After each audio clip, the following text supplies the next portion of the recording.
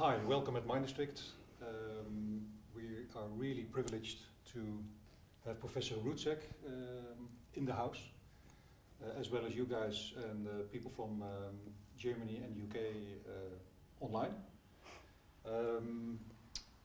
As Mind District, we develop digital interventions for all sorts of behavioral issues.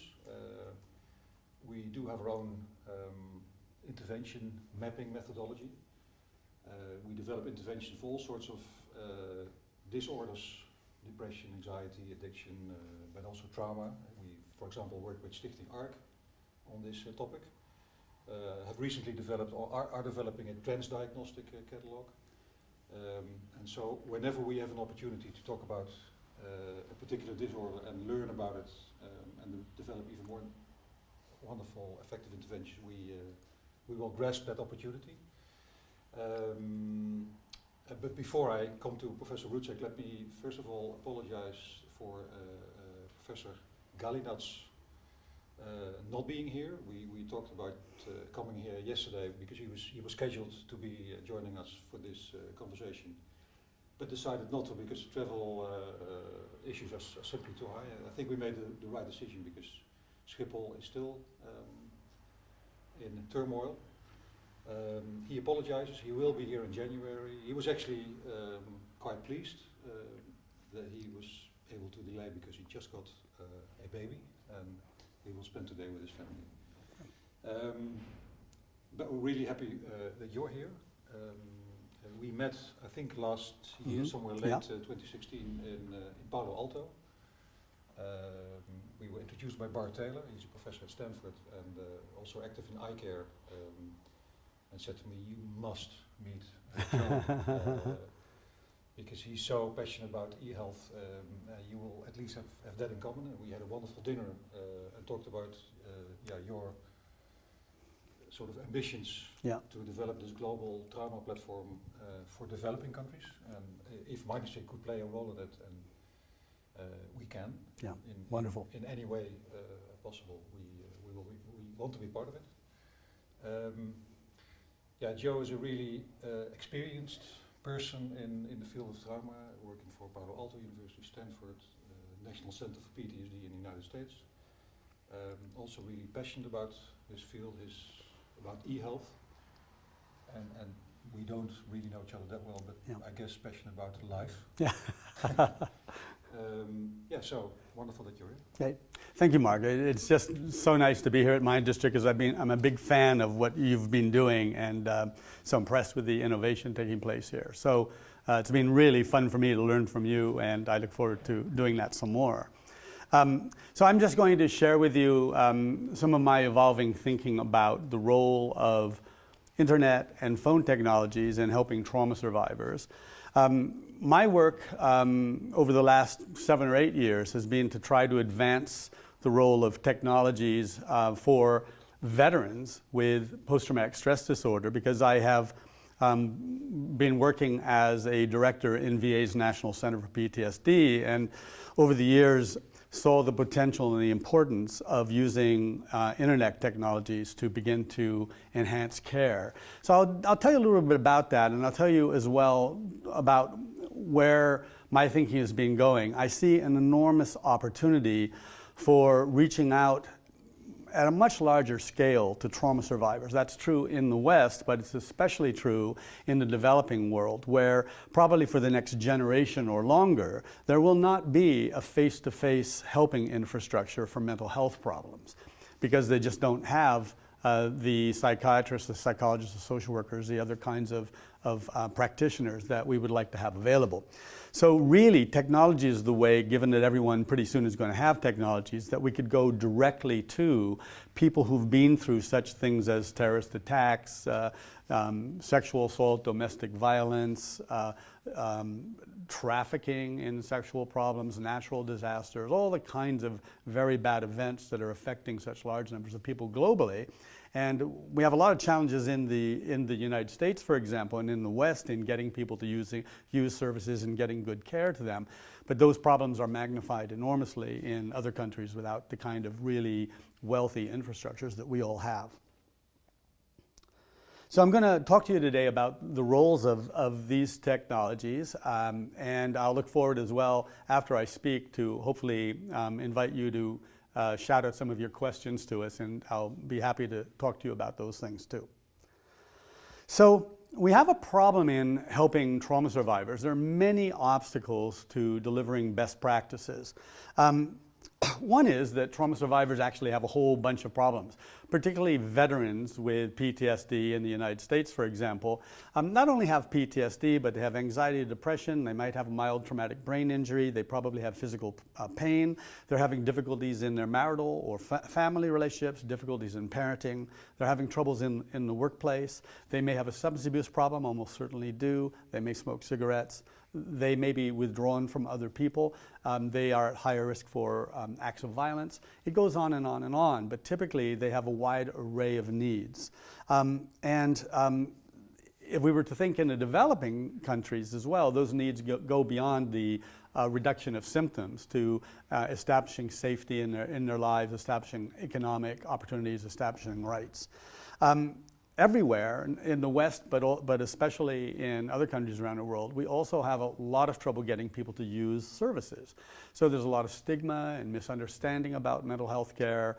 Everywhere, the majority of people who are depressed or have anxiety problems or have PTSD following trauma are not coming into care. If they do come into care by some miracle, they very often only get 1 or 2 sessions and they drop out of care. And then we also have a problem in that even the most effective interventions don't work for a lot of people. So it's not as if our Western models of mental health care are working brilliantly. They're improving, they do a lot of good for a lot of people, but they have a lot of problem with getting reach and getting effectiveness. We also have a problem that typically there are not enough mental health providers. In many healthcare systems, the clinicians might have a caseload of 200 people. It's a lot of people. And you can imagine with that amount of people, you can't really deliver up close, personal, individualized care in sufficient intensity to help people. And so in many settings, rural settings, individuals are not going to get the intensivity of care that would be helpful to them. And we have a problem in mental health care, as we do in many areas of human life, where the common practices that we would encounter if we go to a mental health practitioner are not necessarily the best practices. So they're not necessarily the practices that are identified in clinical practice guidelines based in research. And we have a problem that training practitioners in these treatments is very difficult. It's very labor intensive, very expensive. We typically don't have those training systems. And if you revisit my thought that many of our clients with trauma have a whole lot of problems, we have kind of a conceptual difficulty for helping them with all of those things. Because there's an evidence-based treatment for PTSD, but there's also an evidence-based treatment for substance abuse, an evidence-based treatment for smoking cessation, for interpersonal skills training, for pain management, for all these different problems. All of those interventions are 10 or 12 sessions. So number one, unless we have 150 sessions, we can't address all of those things. And number two, there's no possible way we'll be able to train providers and make all these different services available to people. So we have some problems in reaching out to large numbers of trauma survivors and then delivering them the things that will help them with the needs that they may have. Now, the internet and technologies in principle is a partial solution to many of these problems, and just so you can see the possibilities here. So first, it greatly can increase our reach. If there was a natural disaster that took place, we can get this out to literally tens of thousands of affected people at the same time. And even though it might be that only a proportion of people would access these things and benefit from, if you think in a public health possibility, that might mean that we could help a lot of people, far more people than we could ever help with the very best individualized treatment, because we're not going to be able to deliver it at that scale. So we can reach many people that we could not reach otherwise. Veterans are a group that notoriously are tough people. They want to feel hardy. They want to take care of their own problems. We have macho males, you know, with all their ideas. They don't want to come in and talk to some psychologist or shrink about their problems. And they don't, but on the other hand, they may be digital natives. They're young, they're carrying their phones with them all the time. They're open to exploring use of those tools for the things that are important to them. I also think that having these technologies could greatly increase the effectiveness of the treatments we provide. So a problem we have with psychological face-to-face treatments is we're sitting in a room with someone. We're not in their environment. So we're trying to do such wonderful things with our conversation that somehow it magically affects them when they're out in their busy world, and it affects them 6 months later and 6 years later. That's a difficult thing to do. As soon as we give them a smartphone, they've got something 24/7 with them. So if they have an urge to drink, in principle, they can pull something down that reminds them of their commitment, that gives them a tool, that helps them with a distraction exercise. And ditto with physical stress, ditto with self-talk, ditto with all kinds of things. Also, when you look at the effective psychotherapies in the world, they all have probably a lot of common elements in common. They're probably effective because they do specific things. One is they set very specific goals. Another thing is that people set goals and then they self-monitor their progress towards goals. We teach them various skills. We teach them skills for relaxing their bodies. We teach them skills for managing their self-talk. All of those things could in some ways be rendered more effectively by technologies, because technologies are perfect for self-monitoring, right? It can actively or passively track us as we go along, and we can much more easily bring those things to bear. Effective psychotherapies right now, we have to get a self-monitoring sheet out, we have to show it to the person, orient them, we have to bug them to remember to use it, to pull it out when they're experiencing their problem, and to keep all the records for us. These technologies make it much, much easier. Another radical advantage of technologies is, remember I said how hard it is to train practitioners effectively. It's actually, I don't think it's widely understood how difficult this is. In the United States, the most common form of training is a one-day workshop in some psychological intervention. But the research on training suggests that that format of training is not effective. It does not improve skills and it does not change practice. But the other kinds of training that would have more power are not widely available, and they're more expensive in terms of man and woman power and resources. So they're not. So we have a problem with training methodologies. But by placing many elements of the best treatments on technology, we reduce the burden on the clinician for having to master all those elements. So all the psychosocial content, the skills training content, it's in the pocket, and it's much easier for a practitioner to deliver that. So I think there's going to emerge a very important advantage that it can reduce the training burden on practitioners. It also paradoxically can enable us to help the whole person. So if I'm working with you and you've got PTSD and maybe I'm doing cognitive processing therapy, that takes a lot of time. But I could say, well, why don't you work through module 1 of positive parenting? And why don't you look at sections 1 and 2 on pain management? Come back and talk to me next week, so we can simultaneously be addressing a range of needs of the person.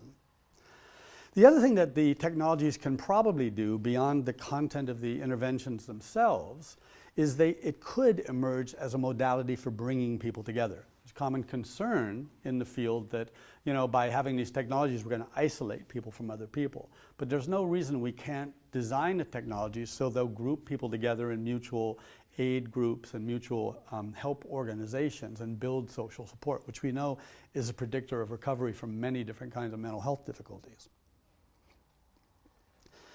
So one of the reasons why I'm enthusiastic about this is there's a very large body of research, as you will know, on internet interventions for mental health problems, ranging from a whole array of different kinds of problem areas. And many of these are very methodologically strong studies, randomized controlled trials.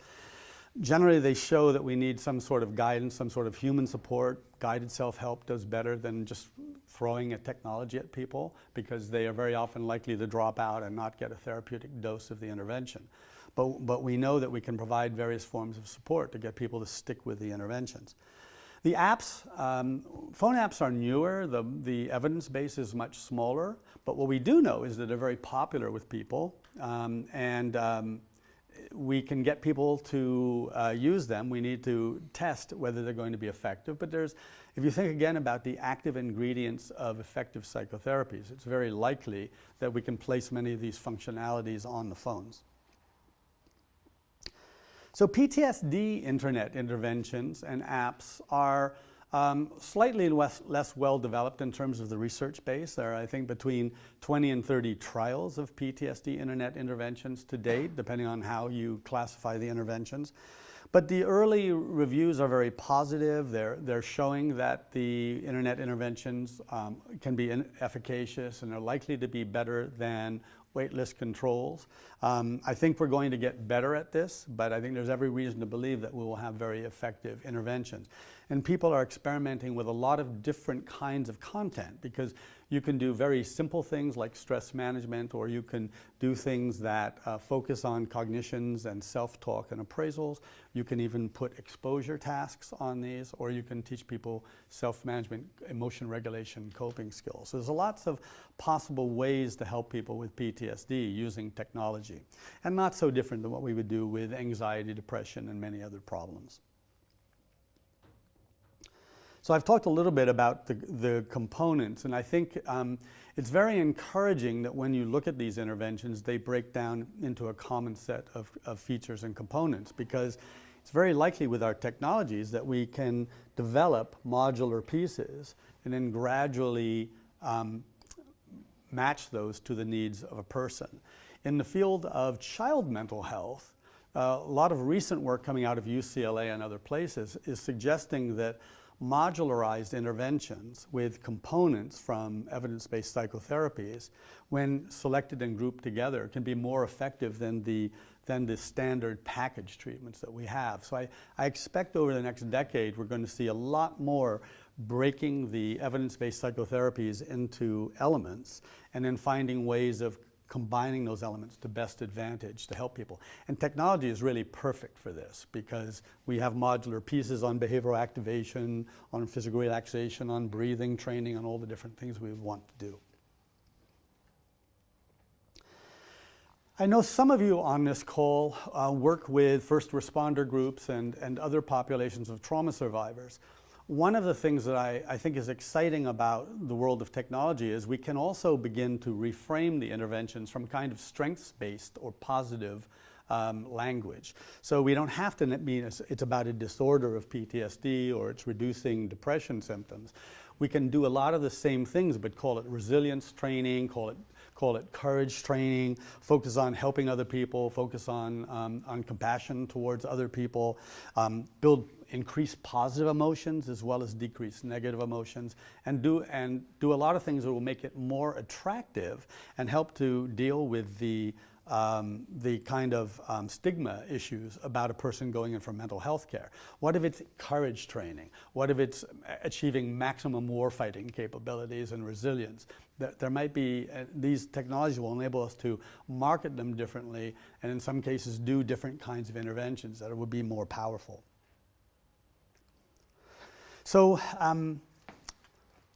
in my work at the VA's National Center for PTSD, we've developed a lot of apps, and as I move forward, I'm beginning to explore how we might make these kinds of technologies available to people in low and middle income countries, because I think that again is where a very great need is going to be. And so we've created a Center for M Squared Health at Palo Alto University. We have some very eminent technology researchers there. Bar Taylor from Stanford, Ricardo Munoz from University of California, San Francisco, now at Palo Alto University, Charles Benight of University of Colorado, Michelle Newman at Penn State University, and others. And we're setting up and going to be experimenting with technology-facilitated care to try to learn lessons about training and support for clinicians on how we need to do this.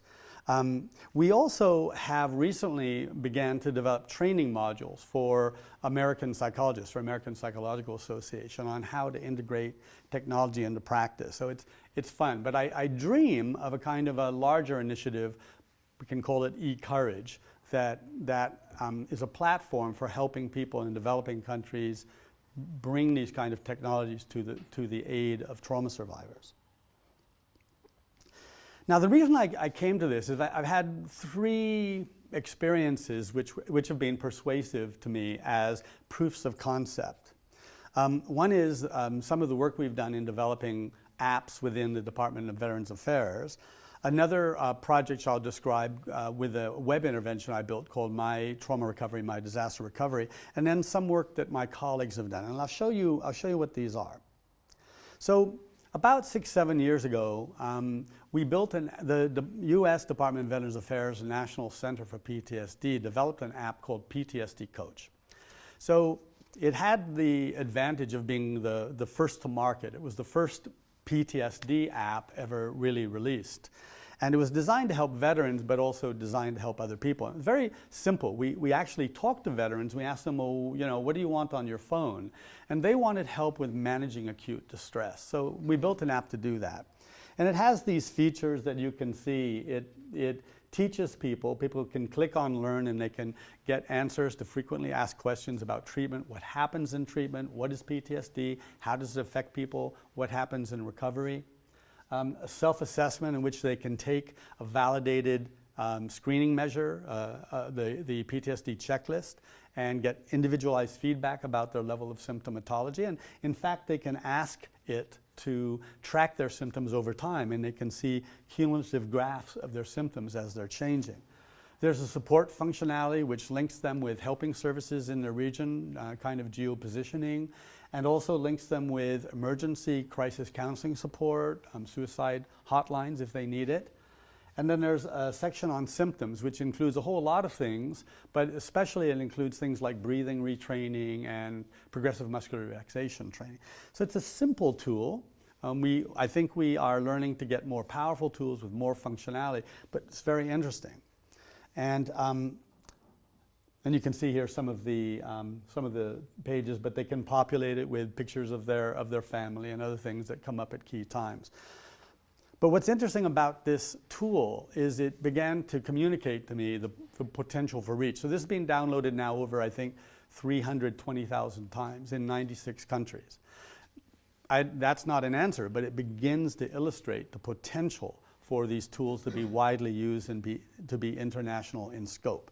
So that's lesson number 1. If you build it, they will come. And actually, I'll show you, this is the full array of apps that have been released in the Department of Veterans Affairs in the US, and there are a lot of them. And you can see that not only do we have, PTSD Coach, where at discounting was 313,000, but we have a cognitive behavioral therapy for insomnia coach, 188,000 downloads, acceptance and commitment therapy for depression, 51,000, mindfulness coach, 95,000, PE coach, which enables patients to participate in evidence-based prolonged exposure therapy, has got 63,000. So you can see they're being used. Now, we don't have a system for encouraging their use. These are simply, we're building it and people are finding out about it by the occasional news article and by buzz. But you can kind of see that it's possible to do a lot and to get these things used. Now, I was very interested for a long time in the use of technology as an early intervention post-trauma. That was one of my areas of specialization. And typically, when people are exposed to trauma, there are not early intervention services delivered to them. What happens is they wait 8 or 10 years and maybe they make their way into mental health treatment. So there's a missed opportunity, and that missed opportunity is there in disaster, it's there in sexual assault, it's there in hospital emergency rooms where lots of trauma survivors are coming, and we don't deliver anything. So I got interested in this. And one of my experiments was to collaborate with a colleague, Professor Benight at University of Colorado, and we built a technology called My Trauma Recovery. Actually, there are several versions. There's a general trauma version, there's a disaster version, there's a child and adolescent version, there's a Spanish version, there's a firefighter version, etc. We've tried it out in several places, but it has the usual suspects. It has a social support module, it has a self-talk module, a relaxation module, a module which educates people and tries to prevent unhelpful coping like social withdrawal or alcohol consumption to cope. Helps people deal with triggers, and it also has a section designed to explain and motivate people to seek care. But what was exciting about this is a colleague in Zurich, Andreas Merker, worked with Chinese colleagues on the Chinese mainland, and they translated it into Mandarin. And they went, Zhanping Wang and colleagues took it, and they used it for earthquake survivors in the Sichuan earthquake, and also in an urban trauma setting too. And they were able to see improvement. They got significant reduction in post-traumatic stress symptoms in both samples. So this is not a definitive illustration of the effectiveness, but I think it's a good proof of concept that this was an attempt to take something developed in the West, translate it into Mandarin, and use it, and it could be efficacious. There are very few trials of us doing this in developing countries at this point in time. So that was an interesting lesson for me. And by the way, you can see we have a Spanish version of it, Mi Recuperación. Ricardo Munoz and Jan Lakin, who are also at Palo Alto University with us, did something interesting, and they wanted to look at screening for mental health problems. And so they came up with a depression screener, and they advertised it in a lot of different languages using Google AdWords. And you can see here in Chinese, in Spanish, in Arabic, and so on. And they found a huge uptake. You can see here some of the numbers of people worldwide with different languages who visited it and then also took the screeners. And you can see that they had 24,000 Russian-speaking users screen themselves for depression. So again, it's very interesting. You put this stuff up there and people will use it. So you begin to assemble these elements, and you can see the potential for online self-screening and then delivering services to people that they may be able to use themselves. And I think if we are innovative, we may be able to find ways for them to band together with other people or peers to coach each other through the use of these things.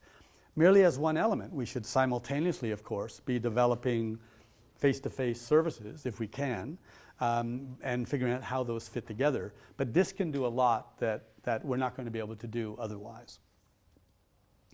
So I've got excited by this because looking 10 years out, maybe 12 years out, everyone in the world is probably going to have a smartphone, right? In Africa, in India, in China, people are going to have this technology. They may not have enough to eat, but they will have the technology. So we will have the capacity, if we were ready, to deliver support services for people to take up as active champions for their own well-being. In low and middle income countries, we see enormous numbers of trauma survivors, but we're going to have a steep learning curve. It's going to take a long time for us to learn how to do this. I'd be the first to acknowledge we don't know how to do this. We don't know how to get people to stick with the whole intervention. We don't know how to make them culturally adapted. There are going to be a lot of technological obstacles, marketing obstacles, a lot of things. My argument is now is the time to anticipate the universal access, that we ought to get busy and start to bring communities together to begin to experiment with this and figure out how to do it. And also we need to, I think, begin to think who is going to do this kind of service nationally. Is it going to be academic institutions? Is it going to be government agencies? Is it going to be nonprofits? Is it going to be commercial organizations? Because the organizations for delivery don't exist. So there are a lot of challenges. One is that it's no good to build an intervention and then render it static. Within a week or 4 weeks of developing PTSD Coach, we immediately knew we needed to change certain of the messaging that people didn't understand. As soon as you do an evaluation of it, you realize you can improve it. And some of that's just cosmetic and simple because people don't like sections or don't understand a button. But at a more sophisticated level, if we test it with certain individuals and we see it's not working for them because of this, then we could improve it by changing out a module, adding a module, doing something differently.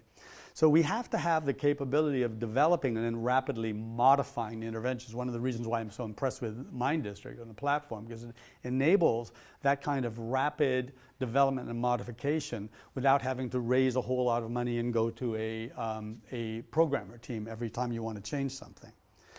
We're also going to have to solve the problem of how to provide human support and guidance to encourage people to engage with these tools and benefit from them. It's a challenge, but I suspect that there are probably a lot of ways of doing that with peers and other people. But that's going to be an interesting thing for us to explore. The interventions are growing all over the place, but we also need to see whether we need to develop our own interventions, but there are a worldwide group of developers, both in the commercial sector, but especially also in the academic sector, that are developing and testing interventions. Is there a way of getting them to come to play and bringing their interventions together and making them available? And then we have to have sustainability. Inside the VA, we built all these apps and suddenly realized, oh boy, we've got to maintain these apps.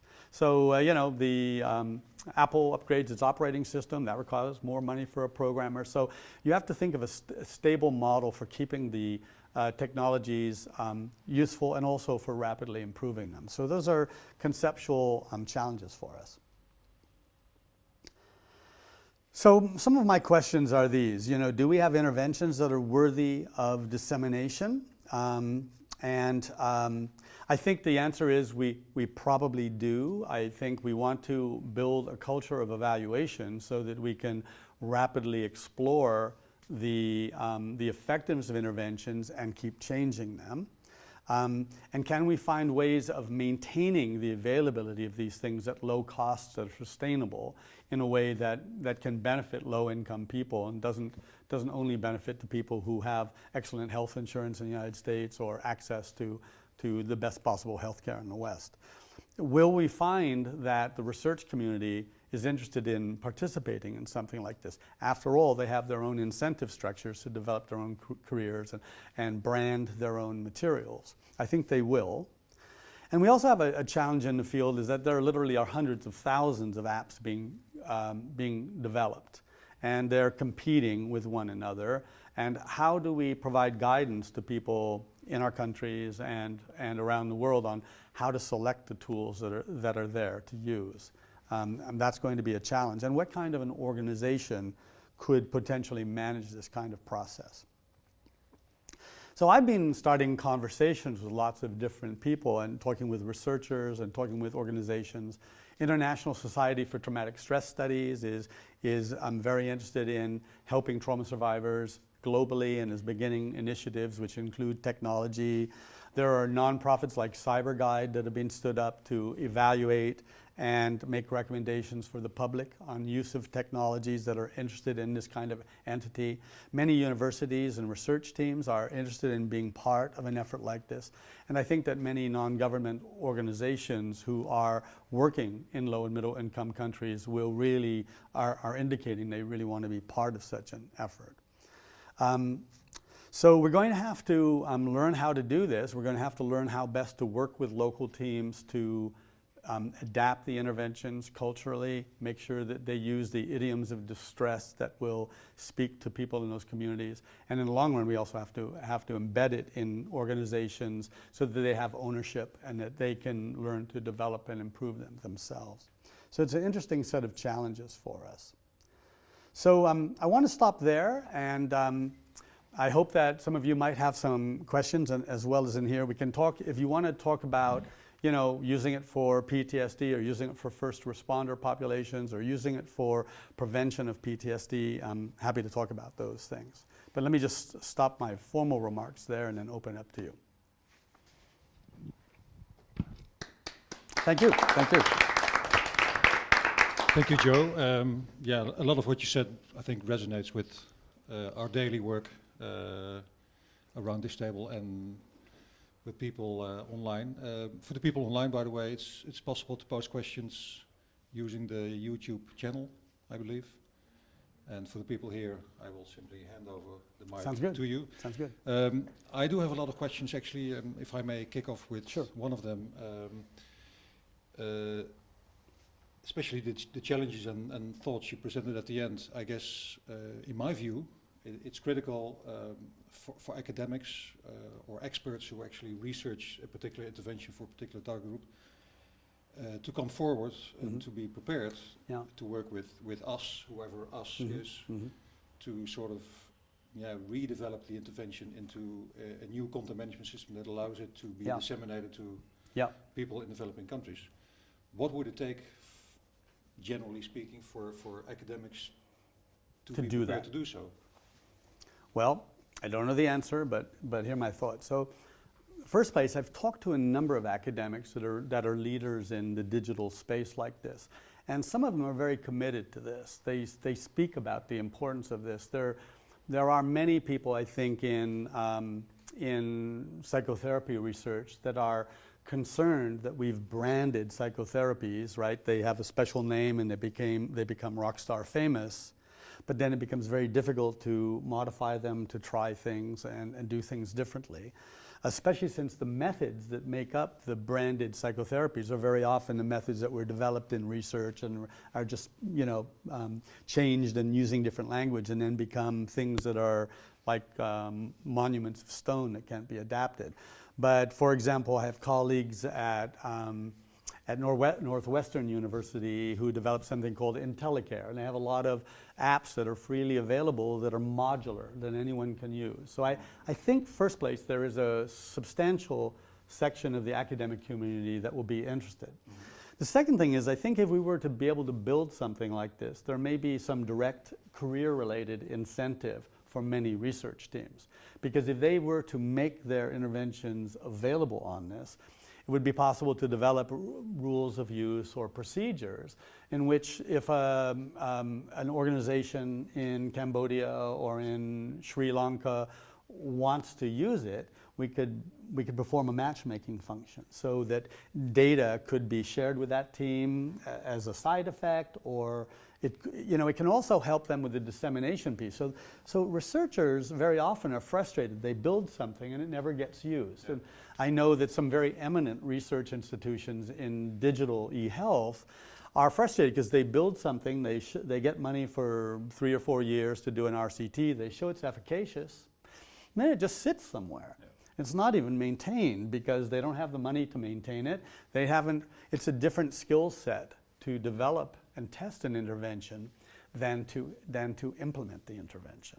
So there almost needs to be a different organization that will implement it. I think many researchers will get enormous delight, not to mention professional advancement, if they can show that their interventions are being picked up and used. It also, I think, will help them get additional grants. So if somebody develops something and then Sri Lanka wants to take it and we help them do that, even if the researcher's not involved, then they're in a position to write another grant, perhaps with the Sri Lankans or someone else, to do a significant test in it. So I don't know the answer to that. I mean, I think there would be many people that won't want to come into the entity or the enterprise, but I think there will be a lot of interest as well. We might have to think about how to build the relationships and how to provide incentives and make it valuable to them. Yeah. But one function is it would enable them to maintain their technology. See, they also don't have the money. They get time-limited money. They build something. It's going to become obsolete for them. Possibly they put them on the platform. That platform could take responsibility for making sure it is maintained. So I don't know, but I think there are things like that to be explored. But to some extent, this is like a chicken and an egg problem. Yeah. Because on the platform side, you need enough critical mass. Yes. For the academics yes. to sort of be attracted. Yes. You have momentum to be yep. in sufficient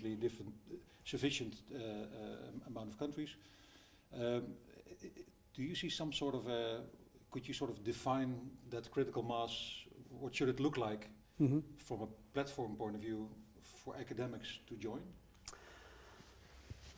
I mean, is it one country and then... Well, so again, I don't know. I think it's the kind of thing where it's like everything else. The more success you have, the more success you have, right? So if it starts growing, it'll become progressively easier to get people to enter the space. I'm not convinced it'll have to be very big and grand in the beginning to get attention. I think what we would try to do would be to get a critical number of senior people in the field to come in and engage. And I think that could be done. Yeah. So that younger people and others see that there are a lot of people there that are making a significant commitment to it. Mm-hmm. I also do think that there will be quite a number of people that would probably be willing to have interventions on it. I'll give you an example. I have a colleague at the National Center for PTSD who's developed an intervention called STARE, Skills Training for Affective and Interpersonal Regulation. Got a lot of traction as a face-to-face delivery, but a few years ago we found the funding to enable her to build out a web intervention direct to the consumer. So now she's evaluating it in a big initiative in the VA, but she's told me that we could take that content and put it on a platform like my district, yeah. Right? And because she would love to see it made available globally, and she would love to come and collaborate and help. So I think that we might offer things, and I think it may be possible to get a critical mass, fairly early if we had such a thing. Yeah. Maybe not the big picture, right, with dozens of things initially, but that's what I think. It's okay. An act of faith. We'll have to see. Yes. Somebody around the table, or yeah. We'll have to fight about it. I had one question. You talked a lot about social support, so that's one of the main components that keeps coming back in each intervention. But what do you think of when you say social support? Is it mainly support groups or more the social direct environment of the person? Well, that's an interesting question. So, social support is an interesting thing because it shows up across problems as being always a predictor of well-being, right? But we don't know that much about what is social support and what does it take. In the trauma field, one thing we do know is that if you had bad support, that's a risk factor for continuing to have symptoms. So if you are a person who's been sexually assaulted and you attempt to report it, and now you get pushed around by the legal system, or people don't believe you or challenge you, that very often makes symptoms worse. A number of years ago, I developed a 2-session early intervention to prevent PTSD, and it was all built around social support. So it was with Dr. Alain Brunet at McGill University, who was working with motor vehicle accident survivors. So what we did is we invited the survivors to identify one close confidant, close friend, and then we brought them in twice, and we got them in as a pair, and we educated them about PTSD, do's and don'ts. But what we said is, it's very important that you talk about what's going on, that you disclose your feelings, your thoughts, whatever you want to disclose, but talk about it. And you, the confidant, try to be open and encouraging, because there was research by a social psychologist named Lepore showing that if you make people feel like they're not allowed to disclose, it maintains distress and symptoms. So we were trying to get people to talk, and we found that compared to people that got a waitlist control, we were able to reduce PTSD symptoms and prevent PTSD out to 2-year follow-up. So that's one type of, you could put that on a web intervention to train the significant others and trauma survivors in how to talk to one another in different ways. I think what's exciting to me is when I look at web interventions or phone interventions, what I see are tools that focus sort of inside a person, right? It helps me learn to do something. What I dream of is supplementing that with 2 other things. That when you download the tool can enable you to get sorted into and join a small support group, who then are encouraged to support one another in using the technologies as well as support one another. And then maybe also sort people into a self-help organization. Possibly the technologies could enable people to form self-help organizations. I think of women in countries where they need to build their own sense of women's rights, or places where women in low and middle income countries are learning leadership skills. What about bringing them all together in groups of hundreds where they also have the tools and support. So I haven't seen that done yet, but I think it might be possible to help peer support by having the technologies themselves link people with other folks. How we do that, I don't know. So it is important to figure out how the technologies will enable people to have more and better contacts with other people. And because otherwise, one of the forms of resistance to technologies is that they're isolating and they help people stay away from the world. Thanks. Sure. Yes, completely different question, I think. So you started almost with a sentence like, the most effective interventions are not effective for a lot of people. Yeah. Which is a nice sentence, I think.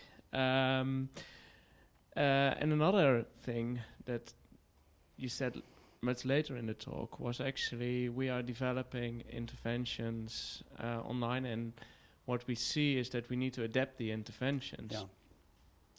To me, it kind of comes to a point that you probably want to have interventions that are much more adaptable to a situation or to certain people. And I was also wondering, from a research perspective, what does that mean when we want to evaluate e-health interventions? Can we evaluate them using the RCTs, or should we move to other research strategies? Does the RCT still hold? Yeah.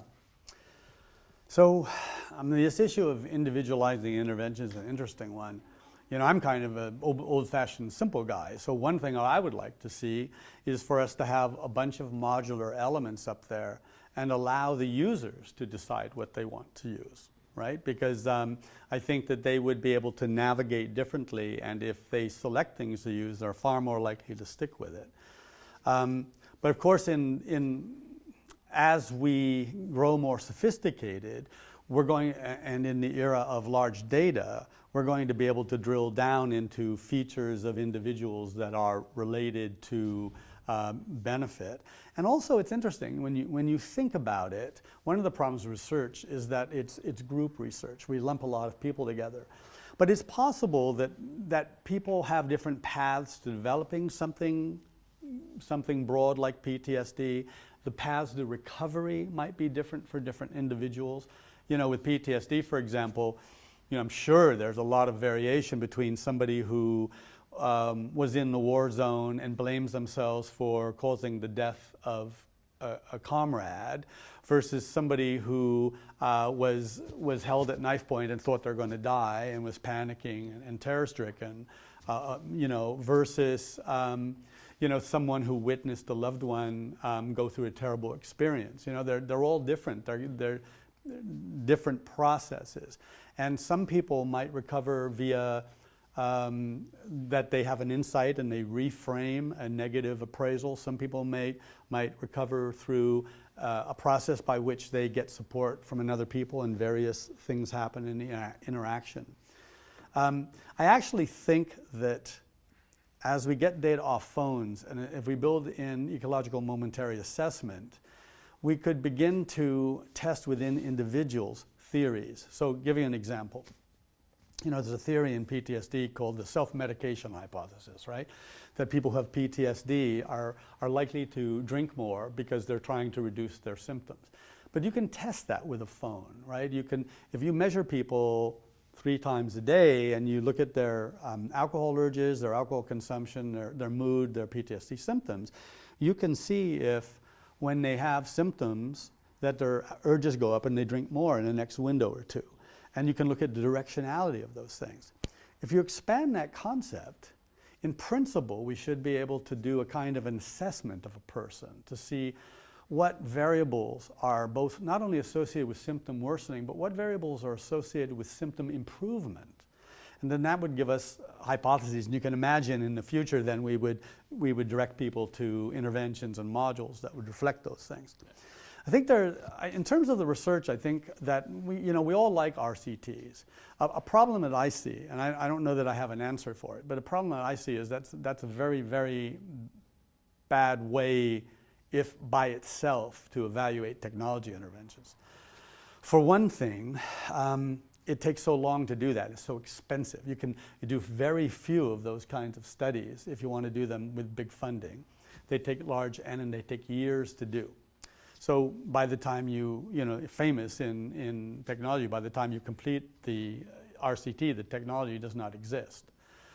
So that's a problem. But also, I think I would like to see a system whereby we are building outcome evaluation into every one of these modules so that data is always being gathered with permission of the user so that we can benchmark outcomes for the best conventional treatments, and we can have a kind of yardstick about how well are you doing to those things. Because we need something very rapid, and we need to be free to modify the interventions. I was talking earlier about if you have an intervention which is a gold standard, you're not allowed to change how you introduce it, change the order of something, add something to it, because that's seen as undermining the fidelity of the intervention, and now you're moving into advancing an intervention which is untested. I think that's a problem that we need to overcome by building in outcome evaluation. Is it also, I mean, the length and the time it takes to finish the RCTs? Is that also one of the reasons why a lot of research groups are frustrated that their interventions are not being used and just... Sure. And also, so you have an intervention and you do the study. Well, that doesn't get it used because there's all kinds of skills training and systems obstacles. Paradoxically, I think the technology are the things that are going to be able to get used, right? Because the technologies, if they're found efficacious, they can be spread pretty quick. The other thing is that the technology should enable us to reinvent the research paradigms. If we were successful at getting tens of thousands or hundreds of thousands of people to use interventions, we could do all kinds of sophisticated, rapid research, right? Just change elements of it with permission. We could change elements. Here's version A, B, C, D, E. Try them all fast, look at the outcomes, and then do a second round of experiments. So also the data is being gathered automatically. You don't have to jump through hoops to gather data. So there ought to be a way in which this ought to reinvent the research paradigms as well. I don't know exactly how to do it, but you can kind of see the outline of it. Yeah. I've got a question from Sabine on the live chat, and her question is, how do you see a relation between the online interventions and, for example, EMDR treatments or exposure therapy? Mm-hmm. Well, EMDR and exposure therapy are two of the evidence-based treatments for PTSD, very important. There's a lot of possible relationships. I talked to colleagues yesterday, I believe it was at University of Amsterdam, and somebody has developed a tool to support the delivery of eye movement desensitization reprocessing interventions. At the VA's National Center for PTSD developed a series of 5 apps that are designed to support the delivery of the evidence-based treatment. So we have a prolonged exposure coach, which enables the patient or client to take it and follow along with the treatment and have all the psychoeducation material, do all the ratings, do the homework, do the trauma narrative and all of that, right? So it makes it a little bit easier to deliver. There's one for there's cognitive processing therapy coach, and there's one for smoking, for sleep, and so on. So that's one way. But there are various people that have been experimenting with delivering exposure therapy via technology. I have a colleague at the National Center for PTSD, Dr. Carmen McLean, who is trying to deliver prolonged exposure via the web. I'm collaborating with her right now to develop a self-administered exposure app. Now, that's sort of the hardest thing in the world to do, right? Because to get people to do things which are distressing for them is notoriously difficult. So I'm anticipating it's going to be harder than getting people to do certain other things on apps. But I think it may be possible to do that. If we provide coaching of various sorts, then it ought to be feasible to take those elements and also put them in technologies. So I think that clever people are going to be able to find ways of taking elements of these treatments, even the complex ones. You know, it's very interesting. You may be aware that cognitive processing therapy is a great example. It's a very sophisticated 12-session intervention, lots of training that you have to do with practitioners, but very effective treatment. In Congo, colleagues have gone and they've trained lay village women to deliver CPT, and they've got magnificent large effect sizes. They've simplified the intervention, more of it's less words and more pictures, but these are lay women. So you can see that it doesn't have to be this fantastic thing that you have to be a PhD with years of training to deliver. They're actually more simple than that, and people can be trained. You still need training and support infrastructures to enable them to do it. So I think we will find gradually that we can do a lot of things with technologies and certain forms of human support, but we're going to have to be ingenious about how we do it and figure out how to make it acceptable to people. All right, thank you. I've got another question coming in from Eveline, and her question is, does it matter if the interventions are guided by a known therapist versus an anonymous therapist or a coach that the client never met? Well, so I don't know the answer to that. I think that depends on what you would conceive of as the functions of a coach. Because a coach could have a wide variety of different roles. At the one end, they can be a very experienced psychotherapist with all kinds of expertise who are using the technology just as a small adjunct, and they're very active in helping the person. At the other end, they could be simply there to encourage people to stick with the technology. Hey man, don't give up, keep going, you're almost there. So I think that we will probably find that there are many different kinds of coaches can be effective. We'll want to figure out what kind of coaching, what kind of coaches might be most effective with what problems, what populations. I do think that as we move forward with technology, we would be wise to always frame this as something that will enhance the human connectedness of people. In traditional psychotherapy, that will support the development of therapeutic relationships and alliances. We do not want to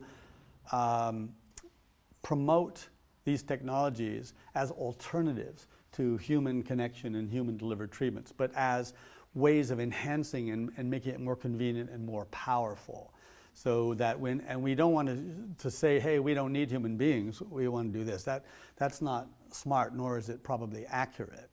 So I think that when coaching is done, I think where it's possible, it's a very good idea to have the coach and the client communicate and get to know each other first. Possibly that could be done on the telephone where they talk and they develop a relationship, and then that may become less important.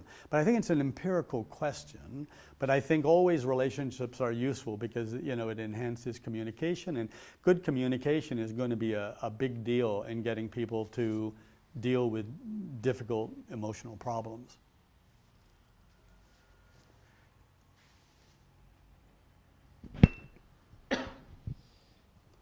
Coming from a public health background, I really love your public health notions. Nice Geoffrey Rose kind of example, like treating a lot of people. And if you're going to a developing world, I think that's a very useful approach as well. I was also wondering in this, as in public health, really primary prevention is a big thing. Can you do that with PTSD?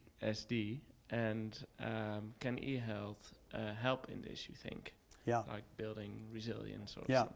So yes, I do think that that e-health can play a big role in primary prevention. First, secondary prevention, intervention shortly after trauma, whether that's for high-risk professions or disaster survivors, that seems very doable, right? I can imagine a world in which when a big disaster hits, the governments or other agencies make a suite of tools available to thousands of people as they'd like to use them. Or I can imagine going into hospital trauma centers where in the orientation, as they're helping people in the first days, they also give them access to tools that they can begin to use and then take with them as they use. That seems eminently sensible to me. Primary prevention of trauma is something that hasn't really been studied or very much. People have explored it. I actually had the opportunity of leading an NIMH panel a few years ago, getting together a bunch of experts around the world to think about that, because there's several ways you could do it, right? So one is you could just build general resilience, right? If you get people to increase physical fitness, all other things equal, they're going to be better able to withstand a traumatic stressor. Ditto, if you teach people about a tool like mindfulness or skills for managing physical arousal and they get quite good at it, the likelihood is that would be an advantage if they're in a difficult situation. But I think also, I suspect there are other things we could do. If you look at treatments for PTSD, one type of treatment are cognitive therapy, right? And so you have 12 sessions and you show people the relationship between emotions and thoughts. You give them examples of whatever the problem is, the kinds of common negative beliefs that people have. You teach them that. You then have them do self-monitoring so they start to notice themselves, oh, I'm thinking this, and start to become more aware of what they're saying to themselves. And then you teach them repertoires of like how to question it. What's the evidence for that? Is that black and white thinking? And you teach them skills for how to dismantle those thoughts. So right now we do that with people after they've developed PTSD 10, 15 years later, and it can be very effective in reducing PTSD symptoms and the thoughts. So if we posit that negative appraisals are one of the maintaining factors of PTSD, then I see no reason why we couldn't put people through essentially a similar thing to train them in self-talk. And I'll give you a couple of examples that I think are interesting. So in the Iraq War in the United States, we began to see that people returning were often troubled by certain thoughts. So we know that there would be certain kinds of appraisals which are probably going to be problematic. Appraisals like, I caused the death of a civilian or things like that, right? So I don't see why we couldn't inoculate people against those appraisals by teaching them these kinds of things. A colleague in Australia, Richard Bryant and colleagues, some years ago, studied firefighters in firefighting school, cadet firefighters. And they measured them in different ways, and then they followed up them again after they had been deployed as firefighters for a year and exposed to fires. And they wanted to see, well, what could we look at when they were cadets that might predict who's going to develop PTSD after they've gone out and fought fires? And one of the vulnerability risk factors was your scores on a thing called the Post-Traumatic Cognitions Inventory, right, which is a questionnaire of negative trauma-related thoughts. So it looks to me as if that would hold up, that people are already walking around with cognitive vulnerabilities. All of us have had experiences in our life, and probably some of us have been traumatized or other bad things have happened to us or depression or things like that. So we have areas where we have negative thoughts about ourselves, about the world, about other people.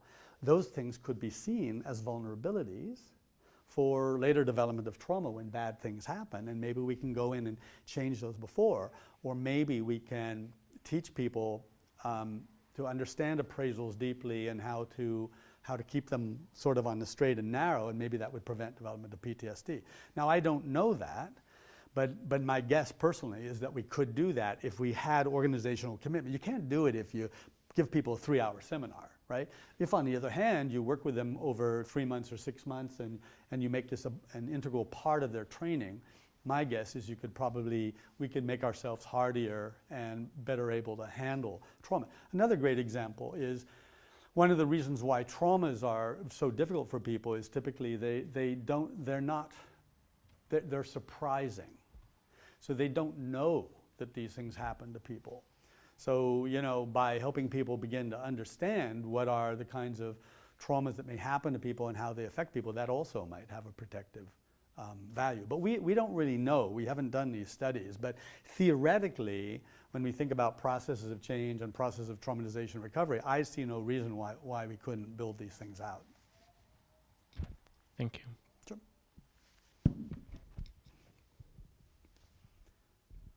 More questions now? Just a detailed question before we wrap up, I guess. I was intrigued by the screener example. You just posted screeners in different languages and got so much response. What happened afterwards? Did you provide any intervention for the people who needed something? Well, it's a study done by Jan Laken. So I think that they gave them some information about coping, but it was only a screening study, and it was in countries where they may or may not have had services. So in that case, they did not. So I see it as only a component. An interesting thing happened recently. So National Center for PTSD quite recently was approached by Google.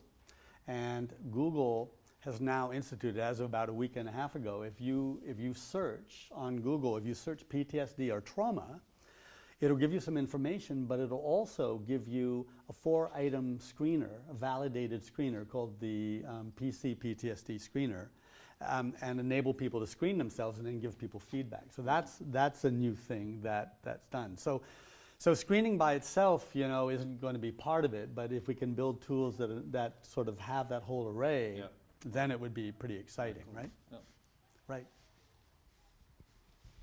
I'm sorry, can we have one last question? Sure. We've got someone on Twitter. You just explained that people who are exposed to trauma usually have to wait 10 years to finally get treatment. And the question is, why the delay? How much is a delay in getting a diagnosis versus waiting for treatment?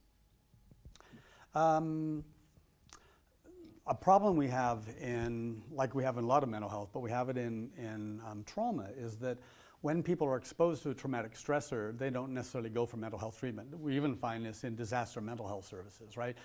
In the United States, I'm sure in European countries, there is a response system established that sometimes includes access to counseling, but relatively few people use those services. So there is a challenge like we see in mental health generally. And sometimes a lot has been said about this. I think some of it is the stigma and the discomfort and that kind of thing. Some of it is they don't know where the services are. But some of it with trauma is that early on you have so many practical problems that you need to deal with those. You don't want to be dealing with mental healthy things or other things. It's not so much that, we do have a problem with, making good services available, but part of the problem is when people have emotional problems after a trauma, they don't really have a very good language for making sense of that. It's new, right? That you don't talk about trauma with your friends, and you're not mentally prepared for that. So people, when they go into their doctors, they might go into their general practitioner more often, but they don't go in and say, I was exposed to a trauma and I'm now experiencing all these symptoms of the DSM or the diagnosis. They go in and they say, well, I can't sleep, or I have physical pain, or they're just less compliant with asking for medication or something like that. So typically, the GPs don't know that it's PTSD. The client doesn't know it's PTSD. So it's not being identified. So I think the weights have to do a lot with lack of information, lack of screening, lack of familiarity with it. So it's not so much that that 10-year figure is not a figure based on research, but you generally do see a very significant lag. And what's interesting is that the psychotherapy research in PTSD treatment suggests that if it's 15 years or it's 3 years, you still will benefit from treatment. But we would do better to get people early in so they don't have all these problems and suffer for a long time.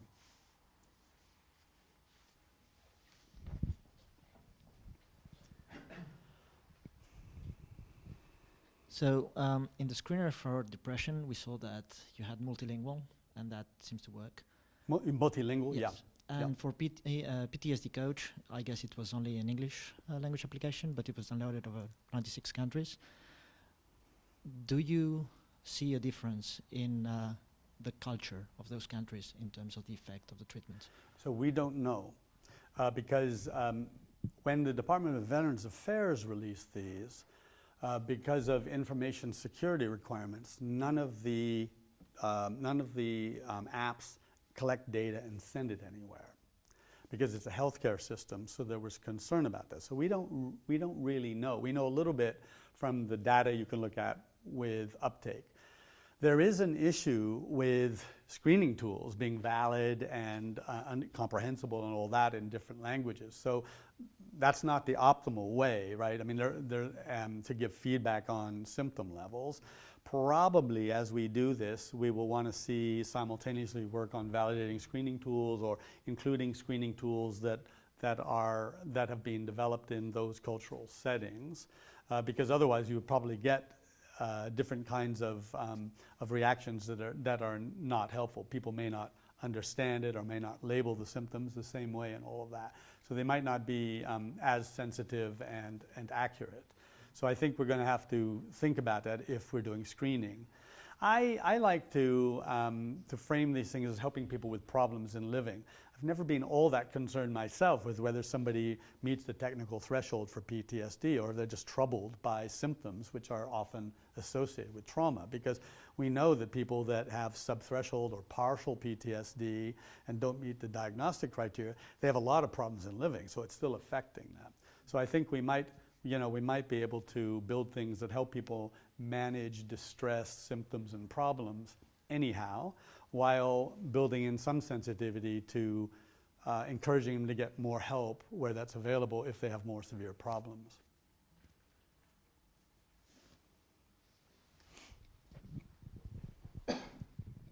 No more questions? Then thank you, Joe. Thank you. Very much for your time. My pleasure. My pleasure. For sharing your expertise. I think it's a really important ambition you have to build this global trauma network for developing countries. We, as I said, we like to be part of it somehow. I think we're also in a position to be playing a significant role because we have the platform. Mm-hmm. It's app-based. We have a social support network, although it needs to be expanded. We have a content management system, so you can flexibly build content whatever you like, and we know how to train people and play a role in. And you've had a lot more real-world experience with most aspects of this than most organizations in the world. That's very valuable. Very valuable, I think. Yeah. So going forward, I do see three areas of challenges, so to say. Mm-hmm. First of all, staffing and financing needs to be dealt with. Secondly, my earlier question on academics or authors stepping in and actually providing the content base. Mm-hmm. And thirdly, maybe the most interesting part is the guidance. Right. So how can we build this network of friends? Right. How can we sort of project this Kenya example onto other areas in the world? How can we build bodies that are actually effective using e-learning? Yep. And so we don't have to use therapists all the time. That sort of stuff is probably going to make the difference. Yeah.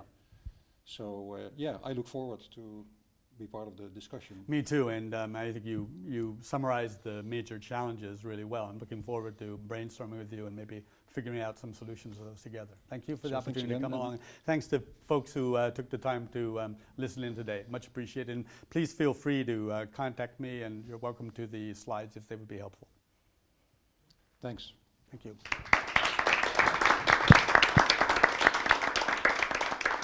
Good.